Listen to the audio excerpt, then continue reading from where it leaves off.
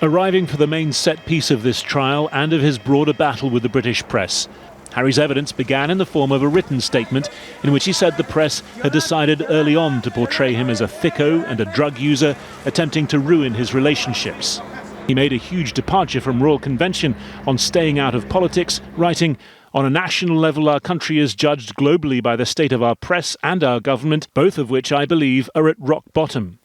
He goes on to mention his distress at various stories stretching from his school days to his 20s, such as what he called his stupid decision to dress as a Nazi for a fancy dress party in 2005, resulting in a telling off on the phone by his then-girlfriend Chelsea Davy.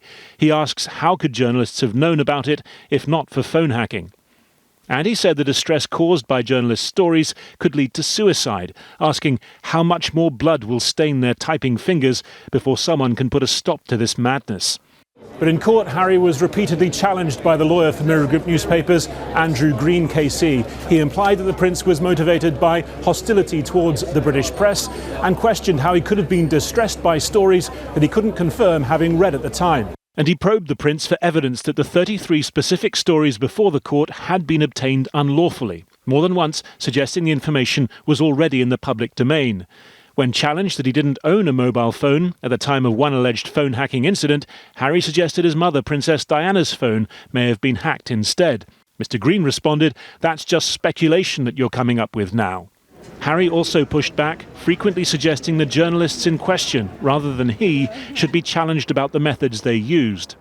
There are a lot of other claimants that lie behind this case as well. This is a test case, and then there's 3 more to go.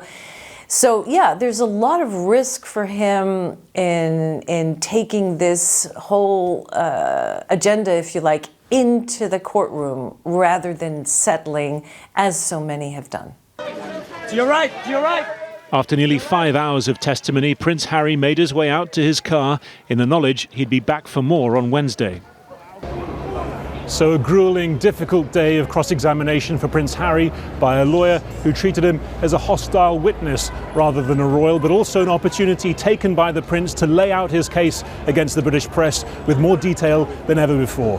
Harry Fawcett, Al Jazeera, London.